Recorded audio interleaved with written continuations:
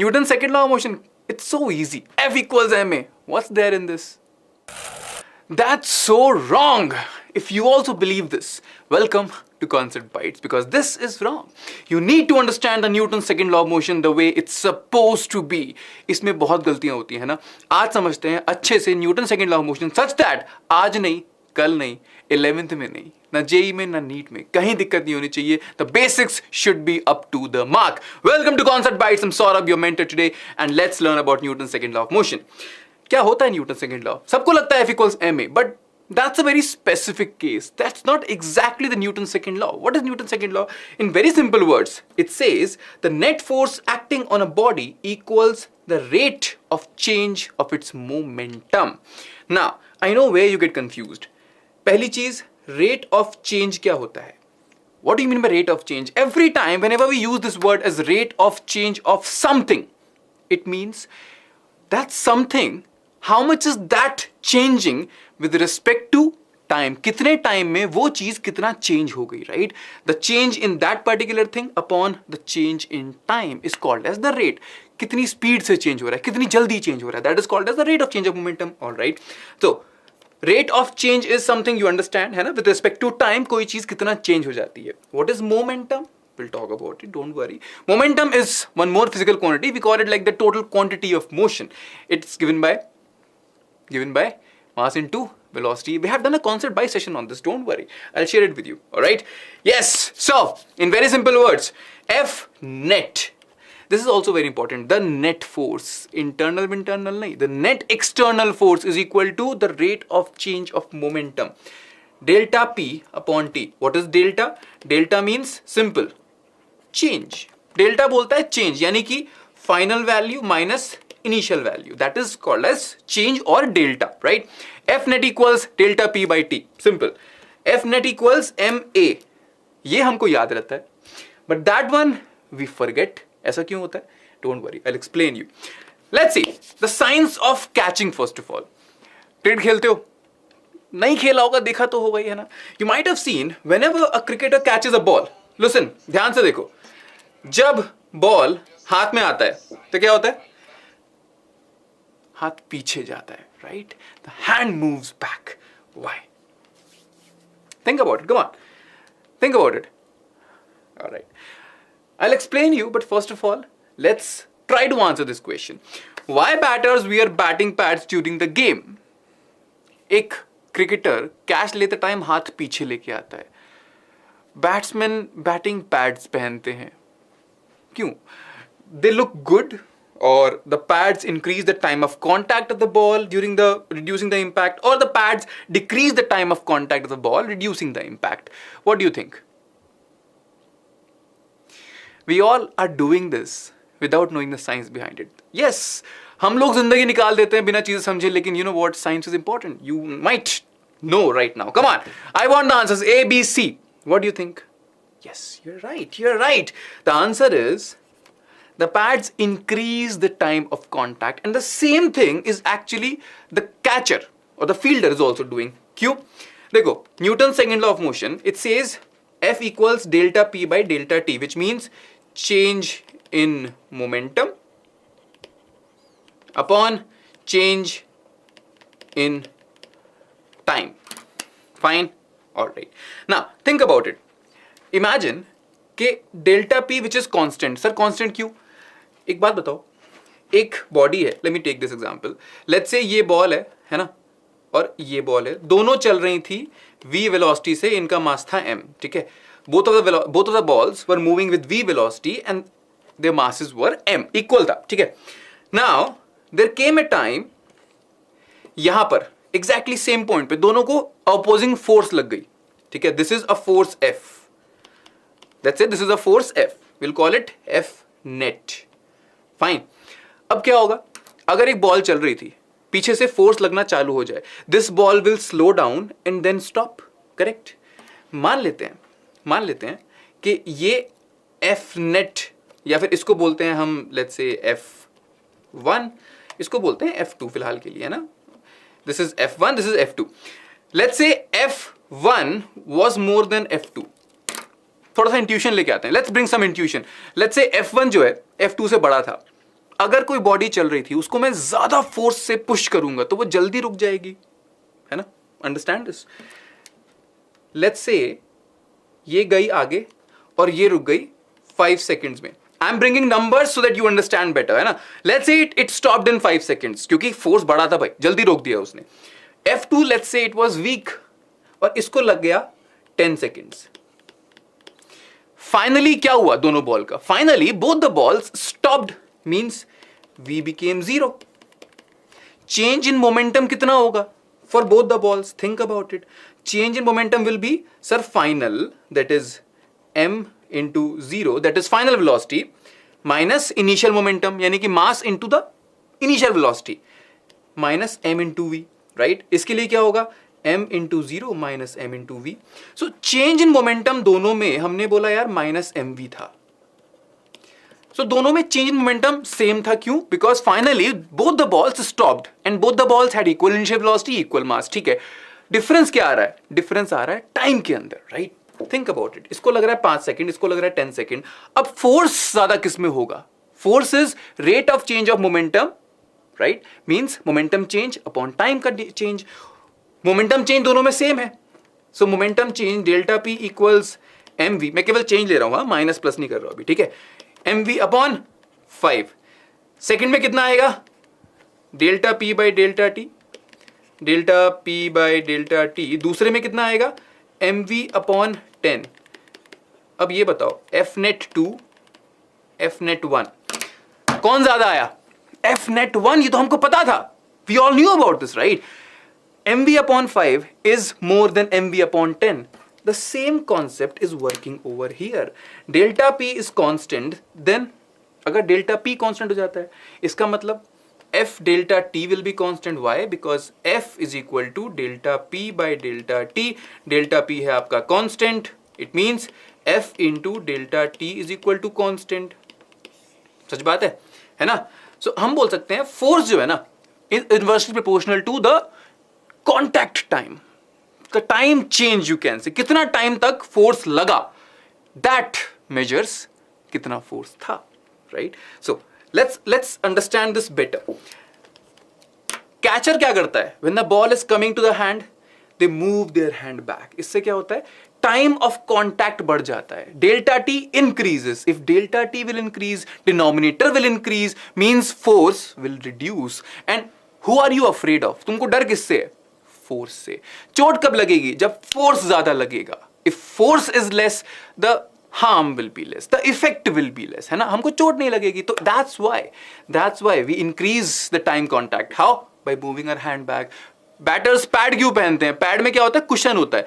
The ball will come, strike the pad and take some time in changing its momentum to 0, right? है ना? 0 बोल लो, negative बोल लो, जो भी बोल लो, लेकिन ये है कि इम्पैक्ट टाइम बढ़ जाएगा, क्योंकि कुशन है ना. कुशन क्या कर रहा है? टाइम ऑफ कॉन्टैक्ट बढ़ा दे रहा है. That's why we say force is inversely proportional to the time change. All right, and if you understood this, there are many applications of it. The sand on the pitch gradually brings the athlete to rest. Sand क्यों लगाते हो? Why don't we play this game in a concrete floor? क्यों? Concrete floor hard होता है, चोट लग जाएगी. Why? Because the contact time will be less. आप when you fall on a concrete floor, you will fall like this and you will hurt yourself. In a sand, what happens? You fall and sand goes down, your contact time increases, your force decreases, which means impact is less. चोट नहीं लगती है. And that's how we have so many things. Helmet के अंदर pads होते हैं, cushion होते हैं, जहां foam लगता है वहां यही होता है ना? Yes. Now, what is F equals ma then? ma क्या होता है? सोच के देखो. ma क्या होता है then? Sir, you are saying rate of change of momentum. लेकिन F इक्वल्स ma हम सब याद क्यों करते हैं फिर? It's a special case. What is the special case? Think about it. देखो भाई, if F equals rate of change of momentum, हमने क्या बोला कि भाई F net is equal to delta P by T. What is P? Sir, P होता है mass into velocity. अब मास किसी बॉडी का चेंज तो नहीं होता है, at least in normal cases, in classical mechanics cases, है ना? सो हम क्या बोलेंगे? Delta mv by T. Mass constant है अगर, तो यानी कि सर मास में तो चेंज होगा नहीं, मास को बाहर ले आओ. सो वी से m into delta v by T. m into final velocity, minus initial velocity upon time. अब व्हाट ये क्या है? What is this? This is acceleration. m into a is equal to f net. So f equals ma is a special case in which mass is not changing. उसको बोलते हैं ma. शायद class 10 तक गलती नहीं होगी, बट 11th में ये भारी मिस्टेक हो जाता है, राइट? सो इसीलिए अभी से हम क्या याद करेंगे? Net force is equal to rate of change of momentum, not f equals ma. f equals ma केवल तब होता है जब मास कांस्टेंट हो जाता है. Clear? Very good. If you understand this, let me ask you something. If f net equals 0, if f net equals 0, will the body be at rest always? This is a homework question for you. Tell me in the comment section and let's solve some numericals. f net अगर 0 होगा तो क्या body rest पे रहेगा? I have explained this. I need the answers in the comment section. Alright, come on. A basketball of mass 1 kg hits the ground with a velocity of 20 meter per second and bounces back with a velocity of 10 meter per second in 0.1 second. Find the force on the ball as it hits the floor. ठीक है? Basketball नीचे गिरता है 20 metre पर second से, फिर bounce back करता है 10 मीटर पर सेकंड से. टोटल टाइम ऑफ कांटेक्ट कितना है? 0.1 सेकंड. फोर्स बताना है when it hits the floor. और क्वेश्चन है ना, एक बहुत जरूरी चीज दे रखी है, assume upward direction as positive. Momentum is a vector quantity. Upward direction is positive. Come on. If you know the answer, pause the video and tell me in the comment section. Come on. Pause the video, solve the question because it's easy. You can do it. Otherwise, I'm giving you the solution now. So, no. Up is positive, down is negative. Starting में, ball's velocity was downwards. So, initial velocity, u was, sir, downwards. How much? 20 meter per second. So, I would say minus 20 meter per second. Okay. Final velocity, after bouncing back, किधर है? ऊपर की तरफ, right? And upward is positive. So, final velocity, v equals upwards means plus 10 meter per second. Very good. Time of contact, t is equal to 0.1 second. What do you want? You want force. Force क्या होता है? Force is, sir, F equals delta P by T is equal to, यानी कि final momentum P final minus P initial upon T. Final momentum कितना होगा? Sir, mass into V final minus mass into U, M into U है ना, mv minus mu upon T. अब इसको solve करना है, सिंपल है ना. मास कितना है? I am coming over here. Mass कितना है? Sir 1 kg. कॉमन ले लो. V कितना है? Sir V is 10. माइनस में u कितना है? -20 है ना. u is -20. माइनस में -20 अपॉन 0.1. इसको सॉल्व करो. You will get 30 upon 0.1. You will get 300 Newton. And that, my friend, is the correct answer. That's why directions are important. Why? Because momentum is a vector quantity यार. Velocity is a vector quantity. m into v भी vector होगा. ठीक है? चलो, come on. अब एक और quantity आता है impulse. And we all are afraid. Impulse क्या होता है सर? Impulse क्या होता है? देखो, impulse in very simple words, when a force is applied for a very short duration, we call it the impulse. लेकिन definition और formula में ना थोड़ा सा dissonance है. Why? I'll explain you. Actual में impulse क्या होता है? It is change in momentum. Momentum कितना change हो गया ना? That is impulse. क्यों? Impulse is the change in momentum. इसका मतलब sir change in momentum upon time change is equal to force. अब you are saying change in momentum is impulse. So can I say कि impulse is equal to force into time? F net equals delta P by delta T. This delta P is impulse, right? So F net is equal to, sorry, F net multiplied by delta T is equal to impulse. Right? So, think about it. Right? Just think about it. Impulse हो जाता है I equals force into time. Clear? Is equal to force into time. Mathematically, if you want to find impulse, just find the change in momentum. That is impulse. Easy सी बात है ना? Clear एकदम? So, impulse है force into time. Clear? Right? Very good. Nice. चलो, आगे चलते हैं. A ball of mass 20 gram was thrown with a velocity of 80 meter per second towards the wall. After colliding with the ball bounces back with a velocity of 20 meter per second. Determine its impulse. It's a very good question. Why? Look at the options. -2, -1.6 Newton second, 2 Newton second, 1.6 Newton second. Impulse Newton second ही तो होगा. Force into time है. Force है Newton, time है second, तो Newton second होगा. है ना? Easy सी बात है. All right. Now think about it. Confusing है. Pause the video. solve the question and then play the video again. Alright, listen. Ball of mass 20 gram was thrown with velocity of 80 meter per second. अगर इस question में आपको ये diagram नहीं दिया होता, this image was not given, let's say, then it would have been difficult to say plus or minus. लेकिन आपको यहाँ पे डायग्राम दे दिया है. If such a situation arises, what do we have to take? We always go with the conventional sign system. Sir, right positive, left negative, up positive, down negative. ये होता है हमारा रेगुलर कार्टेशियन कोऑर्डिनेट सिस्टम, है ना. Right positive, left negative. इससे चलो. Now, initial velocity is how much? 80 meter per second. In which direction?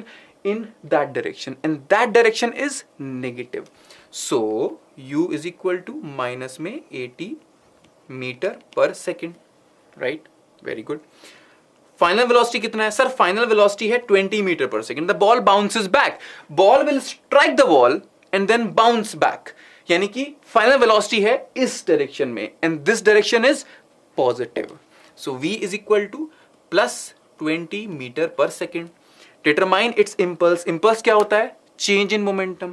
Force into time is equal to change in momentum, है ना? Impulse is change in momentum.